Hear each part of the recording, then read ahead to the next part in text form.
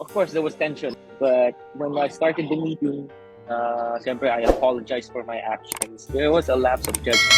Nag-apologize din po ako kay Sir Clem kasi kahit hindi ko po intention na mang-disrespect, ganun po yung nangyari. Ganun yung naging kalabasan.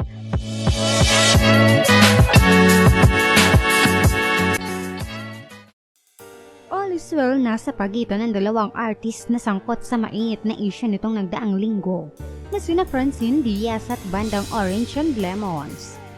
Ikinatuwa ng maraming netizens lalo na ng mga fans ng dalawang artist nang ibalita ngayong gabi ang masayang pagkakaayos nila matapos ang kontrobersiya na kinasangkutan sa isang event sa San Jose Occidental, Mindoro. Matapos kasing kumalat sa social media ang video mula sa nasabing event kung saan ay makikitang tila nagkaroon ng hindi pagkakaunawa ng dalawang panig sa stage. Umani ito ng magkakahalong reaksyon mula sa mga netizens at tila nagkaroon din ng komosyon sa pagitan ng mga fans nina Francine at ng bandang Orange and Lemons dahil dito.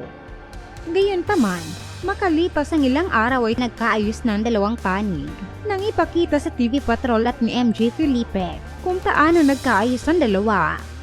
Sa nasabing news reporter ay nagpaunlak ng interview sina Francine at lead guitarist ng bandang Orange and Lemons na si Clem at dito nila ipinaliwanag kung paano nila naayos ang gulo. Ani Clem, siya umanaw nag-request na makausap ang panig ng aktres upang makapaghingi na rin ng tawad at maayos kung ano man ang hindi pagkakaunawaan. Pag-amin niya, nagkaroon ng tensyon sa pagkikita nila ngunit kagad ding naayos at humingi nga raw siya ng tawad dahil sa naging actions niya habang nagpe-perform si Francine. Mga pahayag nito, I started a meeting. I apologized for my behavior and I explained my side and they explained their side. We found the root cause of the problem and it's miscommunication. Samantalang paliwanag naman ni Francine, clearly, it's miscommunication in an organized event. But okay naman po kami ni Sir Clem. Also with my mom and si ate red hair. Okay naman na po. Nagkaayos naman na. Pero nagsorry din po ako kay Sir Clem kasi at that time, I wasn't thinking properly. Wala sa right state of mind ako. And I should have acknowledged them. Pero yun nga po, because of intimidation, hindi ko po alam kung anong gagawin ko. So kinausap ko na lang yung audience. And kaya po ako nag-open mic. It's because para makapag-interact with them, kahit naka+1 ako.